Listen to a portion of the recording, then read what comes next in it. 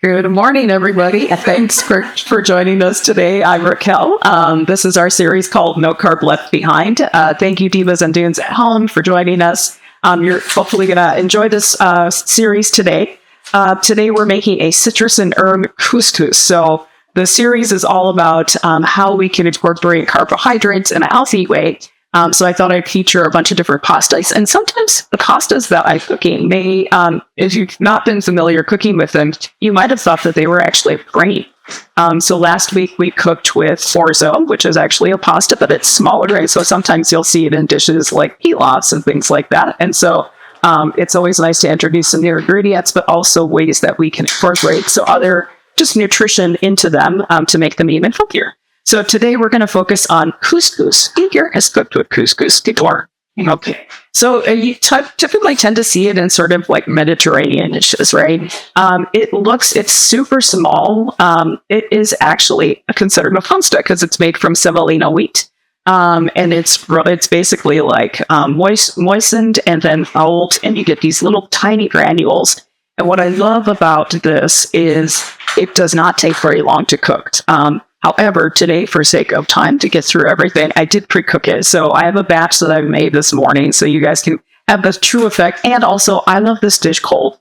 I was thinking about, and I think we'll be talking about this next week, or the week after, thinking about kind of how our body adapts throughout the seasons, right? And kind of the foods that we tend to gravitate towards. And I think in the winter, we tend to want sort of more heartier, filling, heavier foods. And those sometimes are carbs, right? So we'll talk a little bit more about that. But for now, I like this pasta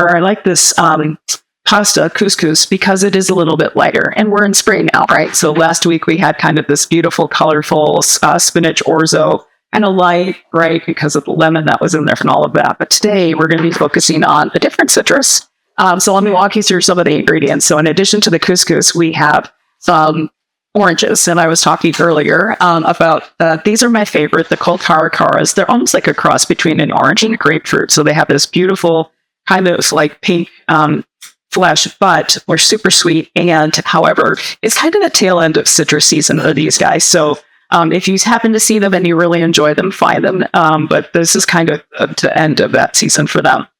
The other thing that I liked to put in here, you know me, I am not sort of a plain green salad kind of person. I like a lot of texture and variety. So things like grains, like their pastas like this, pastas like this are good for that. So you can start with that as the base, but then add in all these kind of colors and textures and nutrition. So we've got our citrus. We've also got some English cucumber that I'm going to chop up here. And then I always love fresh herbs. So today we're going to use Italian parsley, add some fresh mint. And then just to kind of, mix it up a little bit more, we're going to do some dried apricots for a little bit of flavor as well. And then the last thing I'm going to add for some more texture is sliced almonds. I did toast them. You could just add them straight in like that. So you could use whole almonds if you wanted to. I would recommend maybe using the ones that are roasted but unsalted. Actually, you need to watch your sodium. And then we're going to just use a little olive oil and salt. So for the couscous, the way that I cooked it was pretty simple. What I did was I took half of an onion, and I like to use the sweet yellow onions, but any onion will do. If you typically tend to have, white or whatever you're covered, even a red onion would be beautiful in this salad. So I took that yellow onion, just diced it really finely, added 2 cups of water to a small saucepan, and then not just a spoon of oil. I brought that to a boil, and then I added in 2 cups of the couscous, covered it with a lid. I took out the heat completely and just let it stand for 5 minutes.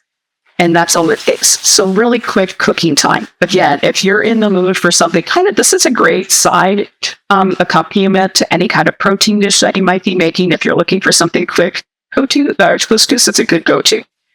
So basically what you get is something like this. And it's one of those where you just kind of fluff it with the fork. And I will tell you this. So I've used different brands. You could probably also get it in bulk, especially around here. There's some great stores that probably have this with a little probably a little less expensive than H-E-B, I would say. What I love about this is so when it cooks up, it's going to be like it'll completely absorb all the water, and you'll just fluff it with a fork, kind of like you do with rice. Trust the process. I looked at it the first time and I was like, this isn't cooked. And then I took a bite and I was like, no, it's actually cooked. It's very compact. So you'll see I even have still kind of some little chunks that you can break up with a fork with your fingers. But this is pretty much what it looks like as it's cooked. So there's that onion in there that's softened a little bit and given some flavor to the couscous as it's cooking. And the oil adds some healthy fats, right? Because they used olive oil, but also helps kind of coat those granules so they don't stick together as much. So that's another tip. But so we have the nice chilled couscous. Now, if you wanted to make this a warm salad, you could also do that too. And so just add everything together as it comes out of as it's done cooking. I like it chilled because it has the oranges in it and I love them chilled. So that's just my preference now. Okay, so to this, we're going to add a couple of things. I'm going to start with our cucumber because it's not as messy as the oranges. So I'm using just a regular English cucumber. You could use a simple cucumber as well. What I have done, since I already used the other half for the batch I made this morning, I'm just going to cut it in half and I'm going to scoop out the seeds. Now, you don't have to.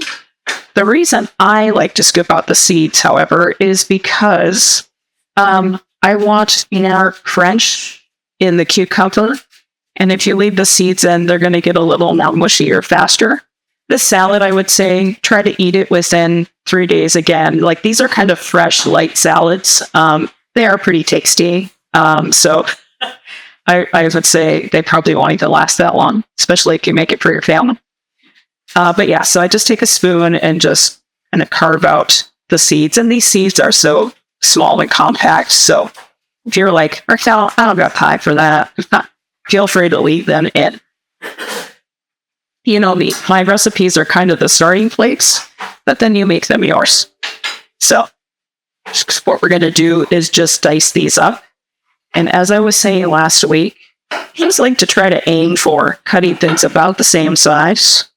So I just kind of cut them into long strips, then run my knife along the other way here. And these cucumbers also provide a great source of hydration for us, right? So we're always looking for that. I was talking just before we started about how my favorite vegetable is celery. I think because I don't drink a lot of, or I should say, I don't drink as much water as I should.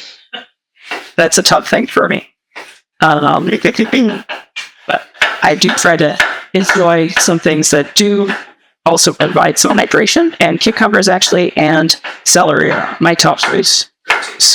In the summer, I could probably do the whole watermelon myself. Yesterday I was working and we do very snarky little pop-up produce markets, sometimes in the lobbies of hospitals. And they have these beautiful candy melons and small, like person-sized watermelons. And I was surprised that nobody went for the smaller melons because I love them. They're like, if you find a good one, you let it ripen, it's like candy, right? They're naturally sweet. But they were a tough sell yesterday. Not sure why. Maybe because it's not like summer. People aren't thinking about it. Okay, so then we're also going to add, I'm going to add in our toasted almonds. These I just toasted in a saute pan. The trick with toasting nuts is to not walk away. That's really the only trick. I was distracted doing many things this morning, and luckily I did not burn them. But you can also do this like on a little baking tray and toast them lightly in your oven. But they're already toasted. If you also did not want to do that and just put them in directly, that's cool too. I think toasting them brings out some of the oils and some more of that almondy, delicious flavor. So I toasted ours, and this is 1 cup. And you're just toasting them in a dry pan. Only just a dry pan, no oil. Because they have oils in them, right? So, none needed. Okay, so we have that in there. And then let's do our apricots. So we're going to do a 3/4 cup of these. And these also bring in some natural sugars, right? People are either kind of pro or con on dried fruits. I always say they're great. They definitely have their sugars, so if that is something you have to be careful with, but you do enjoy them, I'd say kind of use them sparingly. or kind of mix them into things, right? Some people will maybe make their own little like trail mix if you've got some nuts. I often tend to do that myself. It's a little bit cheaper than buying stuff. At the store, you can kind of make your own. So if I have some walnuts or something laying around, or some leftover baking chips, this is a good, you kind of make your own trail mix. So I'm just going to dice these up till they get about 3/4 cup. And they're a little sticky, so they might stick to your knife. So I kind of stack a couple together and just cut them one way, and then I'll run my knife over all of them to kind of chop them down a little bit. Watch fingers. It's early. Thank God I got clips on the tree. They're a little slippery. And if I'm sticking my fingers in, it's hard to do with the gloves. Yes. So some of you have cooked with couscous, others have not. It's definitely one of my favorite pastas to cook with because it does cook up fairly quickly. What other combinations for those of you all who have used couscous before? Have you used it, and like, what do you tend to add to it, or how do you like to prepare it? I put raisins or spring almonds and nuts, like pine nuts. I'm okay. And what kind of raisins? Sunday. So just regular raisins. Regular raisins. No. There's also like golden raisins. Yeah. So if you think about like the Mediterranean theme, right? Because it's certainly Mediterranean, you could use the golden raisins and pistachios. That's kind of around this thing that you see. And then some of the fresh herbs. Like, that's the beauty of, again, why I'm talking about carbs. Like, people think that it's a giant bowl of pasta and it's loaded with, a bunch of cheese, but carbs can look like this. I mean, so we're dispelling the myths, or trying to get people on board for just being a little more open to including some of these things in our diets, because we need them. Carbs are needed for fuel, right? Okay. Just maybe 3/4 cup. Let's see. I'm usually pretty good about eyeballing it. It is a little tricky because they're sticking to my knife.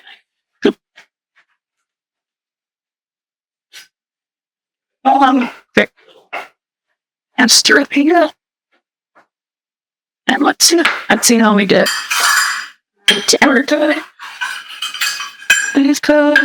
All right, what do you guys think? Did I do it? I may have done that, and I didn't. Just okay. Yeah, that's a raw part. Right, if you take a look at the nutrition value, yeah, I did a little bit more. We'll save those for just. Okay, so 3/4 cup. And you go. I do try to, when I'm doing these recipes, like, look at that, because I know you all, there's certain things that, as we go along in our diet, there's, maybe you have a particular preference for certain things, like, it's important to pay attention to that. So, I'm going to leave those out, but just stick with our amount for the recipe. And then as soon as I chop up these oranges, my knife's going to get even cleaner. Okay. So in go the 3/4 cup of diced apricots. And now we're going to get to the oranges. And the oranges are always fun. So what I'm going to do to help me along here, a couple of bowls. Because we're going to use almost everything from this orange. I'm going to use the flesh of it, but I'm going to segment it. So we're going to take the peel off, and then I'm also going to squeeze the juice into here too. So I don't really use a lot of oil. There was basically a tablespoon when I cooked the couscous, and then we're going to add an additional 2 tablespoons at the end too. Okay. So what I do to do this, smoke it out, looks great. Just cut the top and the bottom. Look how pretty that color is. It never gets old, you guys. It's the little things, right? As I say. And then I just run my knife right along. I see that. It's so nice. That sharp knife helps. I leave my knife short. Not had a chance to do that short. And you can do this with any of your fruit. I just saw a pineapple yesterday. It's not quite ripe yet, and a papaya, and I'm so excited about that. Bam, you were saying you're a fruit person. Sometimes I am, depending on the fruit, but lately I've been a vegetable fruit. But I am on a papaya kick right now, also because I was saying I need more fiber in my diet. Papaya is great for that. Okay, so with this, so let's do this. So you see, you can kind of go with it. I'm going to just cut on each side of kind of where you see the vein, and that's going to help me get these segments out. And I actually like to cut them even smaller because, as we were saying, trying to have things sort of bite size is helpful, so you're not, having to take a big mouthful. Yeah, that's it to say.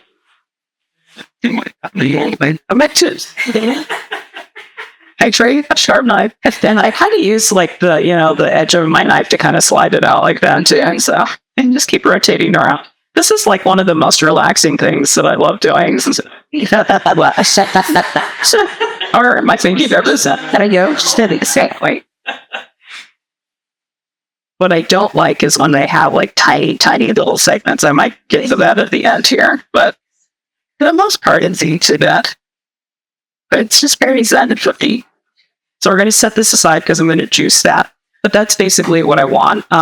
I would cut these a little bit smaller, and I'll do that in a minute, but let me finish cutting these. So, okay, are we going to be 2 for 2 HEB? The ones that I cut this morning are just, if that's a phrase, I don't know where this phrase comes from, but long in the tooth, like they were, during the tail end of the season. They still were delicious, though. They just had like, when citrus gets a little dried out, right? So just the top of it was kind of like that. If I do oranges, I peel them. Yeah, I take it. I don't. You take the knife. You don't have to. You could do that as well. Carrot. You could do that as well because you know what? Great point, Pam. You will be adding additional fiber because you're not taking off that part. That is a great point. So, yeah, that more than welcome. This definitely, it looks cool. And like I said, for me, it's just very zen. So here we go again. I looked up the carrot oranges to see if they interact with medication. Because, sometimes with pyrite medicine, I know, which interacts with some citrus substances. AI says generally it will not interact. Also, I think that's a good channel. It is obvious for me. So, divas and dudes at home, interaction with cure oranges and medication. We're good to go. You're good on that. That's true, though. That is a good point. If you have medications, I know grapefruit tends to be commonly one for like hypertension medications. But yes, definitely pay attention to that. If there are certain things that you're taking, there's a reason for why those notifications are on those medications like that, because they will decrease the effectiveness of those medications. So pay attention to that. Grateful. Okay. Last one. Are we going to be 3 for 3? See. See, that's what happens. So this is what happens. Yeah. So, but that's okay. We're going to accept that, boss. Because that's let's see. This is today. HEB. Almost had it. We almost had it. Oh, yeah. See, that went way down. The one I had this morning was just a little bit. So we'll try to use as much of that as we can. But it's just basically kind of dry, so we don't want that. You're almost 3 for 3. I lost that. Did it? Yeah, sometimes I'm trying to pay attention when I'm making these recipes in advance, like what's still going to be in season, and you could use, you don't have to use this orange. I just like it because when it's available, it's delicious. But you could use a regular orange too. So I'm just going to kind of set the top of that off. Try to use as much as I can.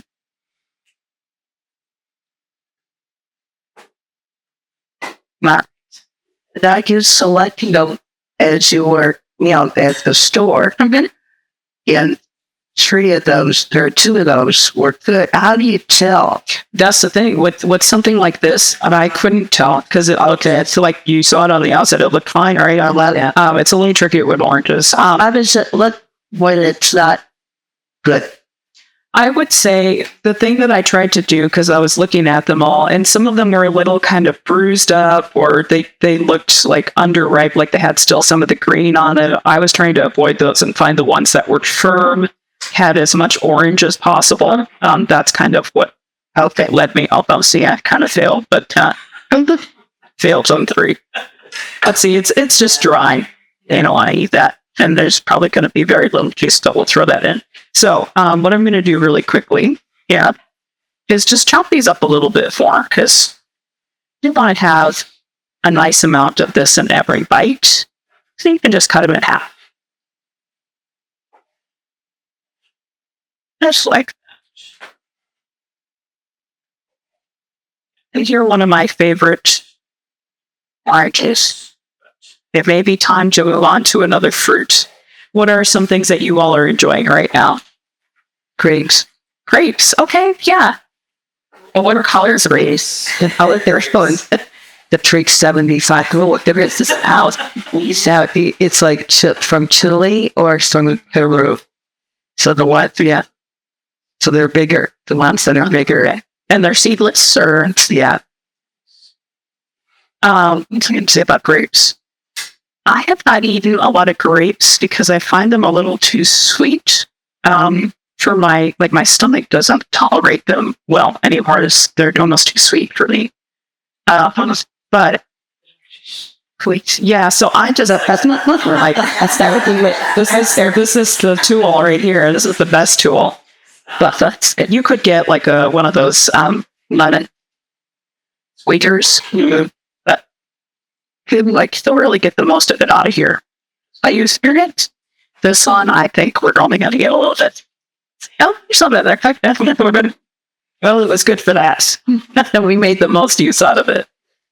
And that's what we tried to do, right? Like, the more flavor that you've had from each of the ingredients. We could have used some of the zest as well. I thought about that, but since I said some of them, like, they're kind of towards the end, they might get a little too bitter. So I opted against that. It's pretty juicy. Now, I've done the grape and Trader Joe's. It was green with a little pink punch. It was real taste. So, is it a cotton candy grape? No, it was something after I forgot what it was called. Okay, it was something I added in before. There are they're Concord grapes. So if you think about grape jelly, they're made into Concord grapes. When I worked in a restaurant, we had several amazing pastry chefs, and she would make these peanut butter and grape like ice cream sandwich cookies. But yeah, I was like, oh, there really are Concord grapes, and they're tiny little purple, like super purple, and they're So the purple, but you can't get those except late August, early September. I don't. Whenever I want Concord grapes, I look for it, but I can't find them until somewhere August or into September. And they're a long time, and not every store has. Yeah, that is true. They're kind of a specialty. Yesterday at the Wiggy, we had salmon salad, and it had like cherry tomatoes, but they weren't cherry tomatoes. They're like sundrops, and the recipe, and I don't remember if that's the correct name of the fruit, but they were, it's in the book. Have you heard of sundrops? Maybe I'm saying it wrong. Sundrop. It's a little itty bitty fruit that looks like it could almost be a cherry tomato, but it has like a little point at the end. You'll see that looks like, and then it's got the little sun, like a teardrop with the legs. Yeah, but are they fruit or are they vegetable?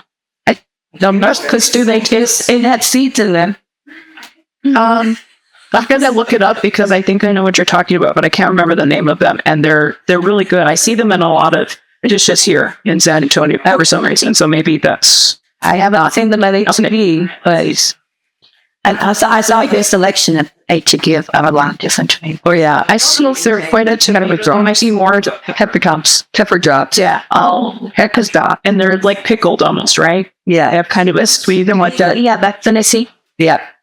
That's it. All right, heifer. Yes, that's heifer. Just have the girl. So you're pepper drops. So look at her picture. Okay,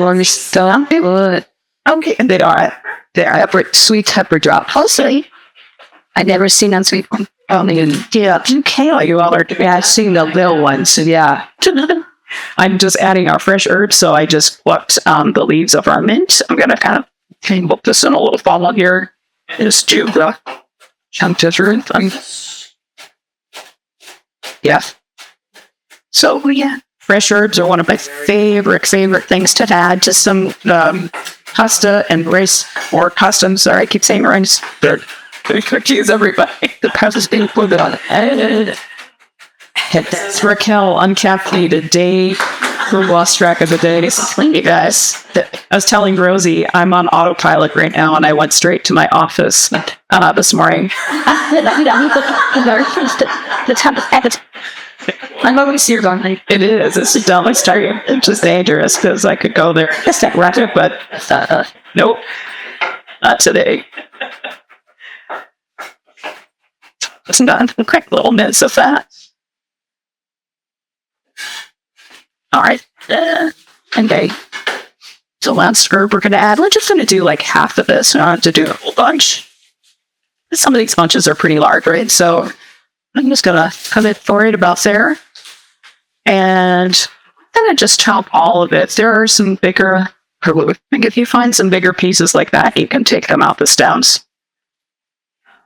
But I'm going to do this with my knife. So all of this is great for you. I knew somebody who loved just eating it all personally, because it is good for your health. They used to get slices or pieces of parsley with dinners. Yes, that isn't true. And sometimes you'll see it every once in a while. So it's kind of one of those like things that is typically a garnish, but I actually love it, especially Italian parsley, because that's the one that you're thinking of is probably the curly one. But they're both great. You can eat both of them, and you can use them both. Like in a dish like coulis, which uses bulgur wheat. They will use the chip. Well, I use Italian parsley, but a lot of people use just the curly parsley. So that's really good, but it's one of those herbs that can go either way. Like it can be a garnish or it can be an ingredient. This one always takes me a little bit longer to break down. I always loved watching our prep guys when I worked in the restaurant break down whole cases of parsley. And they would do it so fast with their like big knives, and it was just like I'd turn around and blink in an eye. Like you see those videos right on social media, and they snap their fingers. It's like that would happen, and then the whole case would just be finely minced. So we're back to Frankus. Very good knife. It's pretty good. I'm smell is too bad, right? And feel like straight and supposed to have nice eyes, amazing. I'm very tiny. Yeah, pretty good. And take too long. All right, so got all of these things. What are we missing? Light, salt, yes. So we only have. I'm just using half a teaspoon of salt. I did not add any salt when the couscous was cooking, but you could also do that at that time too. And then you would have to do it here. And then we're going to add those final 2 tablespoons of olive oil. Just for additional goodness here. That. And that is it. So I'm going to give this a toss to bring this all together. And then we will have you all sample the one that I pre-made, just because it's nicely chilled. This one is also, I had a couscous cook this morning and it had some time to chill it. Got up early. Got up early to do that. But this has such a great, I love it because it has all the, the crunchy from the almonds, the crunchy from the cucumber, but then it has that nice fragrance of the mint in there.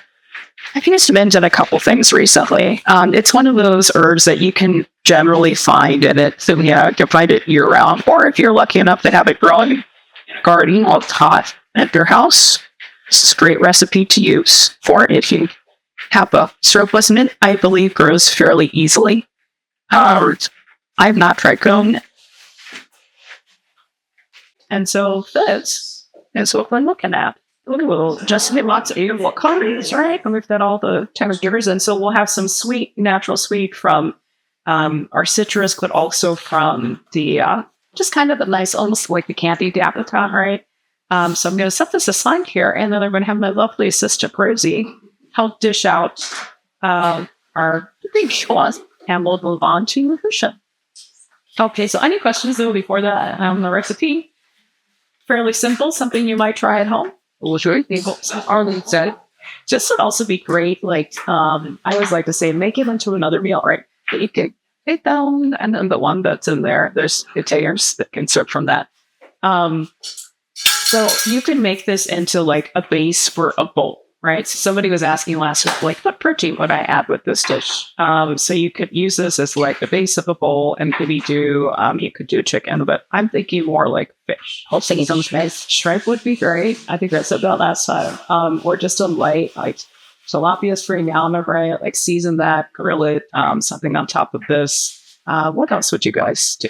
So I covered it, so can we look it in? Yeah, marinate it, and I should turn up. Yeah, cook it. I've been on a great tofu for breakfast kick. Lately doing like scrambled. It looks just like it can taste delicious and good protein. And okay, What do you mean scrambled? oh, so I crunch it up, like crumble it up, I should say, and then I saute it with a little bit of onion. Then I'll add in things like turmeric, curry powder, a little bit of salt, and so it takes on the color and it looks like eggs. And then I'll throw in some spinach, and sometimes if I have mushrooms, I'll saute and throw those in there too. And it's really good. Like I'm trying to stay away from, like, for me, I feel like sometimes I can't do a sweeter breakfast and I want something more savory. And that is a great go-to protein. That's my fiber, right? I got the spinach and the mushrooms in there. So it's scrambled tofu. Yeah, just really awesome. Maybe I'll make that recipe for that. We're awesome too. I'm back in May. Make it right first. I can also I'm down May. I quite a benefit. Oh yeah.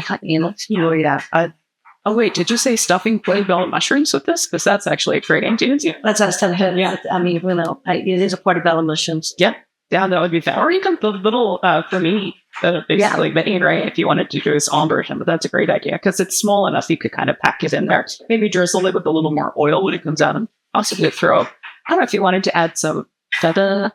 I always think of or even queso fresco, maybe, or encotina, and then that would be great too. All right, delicious. Rosie's getting some samples out. You guys will get to try it in a minute. Let's talk a little bit about how we can pair carbs with anti-inflammatory ingredients.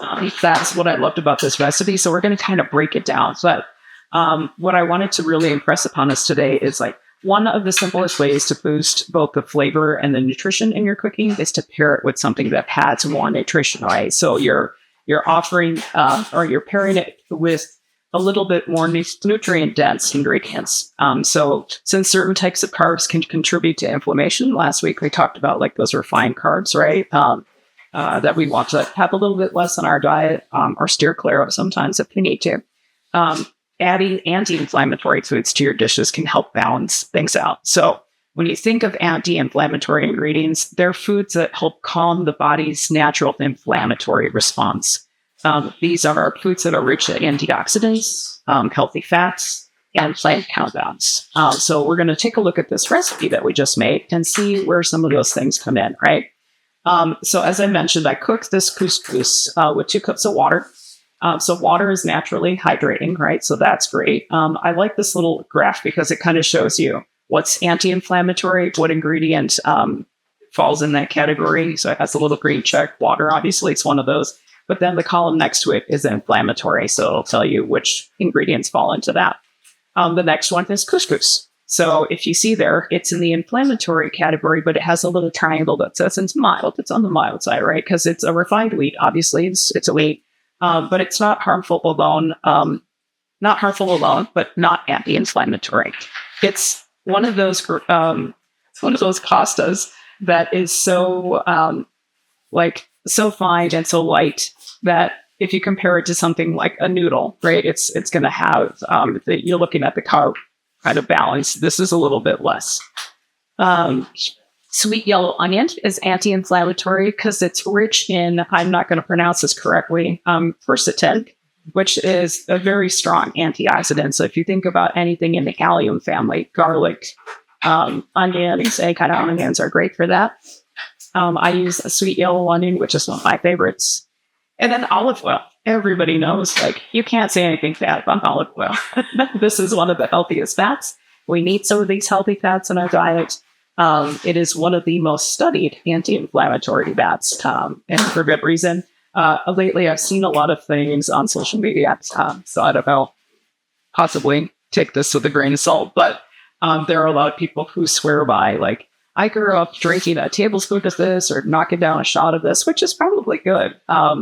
But I think people are getting on that kick. I always kind of cringe a little bit when people are like, I'm going to start doing that because I saw this. And it's like, well, people in Italy have probably been doing that for centuries. But that's just, where you are in your environment. That's, what you grow up, what you eat. It's probably not a bad thing, but I always think when they turn it into a fad, then it gets off the rails sometimes. So it's just my 2 cents. Olive oil, always good. Sliced almonds, so they contain vitamin E and some healthy fats as well, right? Because they're a nut. Dried apricots, so they're in the anti-inflammatory category, but remember, they are sweetened in this case. And so they do provide a little bit of sugar, but natural sugar. They have antioxidants, fiber. Yay, we love that. If you can find unsweetened, I'm not sure. I mean, you probably maybe Whole Foods if you have a place where they're in bulk. But these are what was available just at the regular grocery store. So that's another thing it mentioned. Orange pigments. So obviously high in vitamin C and flavonoids, which are great. Any kind of citrus is great for that. Our mint contains rosmarinic acid, which is anti-inflammatory. I did not know that, but we have factoids for you today. Plus, fresh herbs are always great to consider as anti-inflammatory ingredients. We also have our Italian parsley, which is full of vitamin C as well as antioxidants. I bet you guys didn't know that, right? Vitamin C. I always tell people, we think of oranges, right, and citrus or vitamin C because that's what we've always heard. But I always say, don't forget the green things. Broccoli, the dark leafy greens. Great thing, right? Interesting. English cucumber, so definitely hydrating and antioxidant rich. And then the salt. So the salt is in the neutral and mild category because salt is fine in small amounts. Excess can contribute to inflammatory properties in your body, right? So if you think about, like, if you have hypertension, they say follow a low sodium diet because you don't want to increase the fluid buildup in your body, which can raise your blood pressure, right? So, so really, overall, this is a pretty good recipe, pretty healthy, has some great things in it, great texture, great color, great flavor. Mostly I'm hearing is very white in here, so. And really only 2 ingredients that are kind of in that middle inflammatory column, but as you see as a whole, this is pretty good. If you turn it around to look at our nutrition, it says it's great. It even says it's great. Calories, now this is based on 1 cup. So you've got relatively about 9 1 cup servings in this full batch that we made. The carbs are 17% of this recipe. It has about 7 grams of protein. Sodium about 7%, and fiber is pretty good, 4.8. Think of all the yummy things we put in there, the cucumber, right, the apricots, and 280 calories, 289 calories. Sorry, that's really small. So overall, what do you guys think? Oh, okay. Yeah, this is one of my favorites. I made it when I was testing it, and I had my mom try it. And she's like, "This is really good. What is all this stuff? Is this rice?" I was like, "No, it's a pasta." So think about those things the next time you're at the grocery store too, right? Like as you're going through, you can usually find this. This is why it's confusing too. You can find this where you find the rice. But you will see all the different varieties of like couscous and quinoa and all of that. It will be there. Oh, the other thing I wanted to share with you. So if you like this couscous, you may also want to experiment with Israeli couscous, which is also pasta, right? But it's a little bit larger and it looks like a little white ball, look like pearls almost. Those are really fun to cook with. So it's kind of like the orzo. It cooks up, right? Because it's a pasta. Cooks up beautifully, and you could swap out this couscous for that one, and put all these ingredients in there, and it would be delicious, beautiful. I've loved Israeli couscous. There was a salad like similar to this that I used to make, and it had grapes. We're talking about grapes. It had red grapes. And it's so good. But yeah, so definitely interchangeable. They're both delicious, and you can find them usually pretty easily now at most grocery stores. So that is our lesson for today, ladies. Glad you enjoyed. Hope you tried this one at home. Thank you guys, divas and dudes at home, for joining us. Next week, we're going to be making a soba noodle salad. So we've got a buckwheat pasta that we'll be using as our pasta, and just adding some really also kind of light, just more fiber, more vegetables in there to make this delicious salad. So we'll be joining us next week. All right, thanks everybody.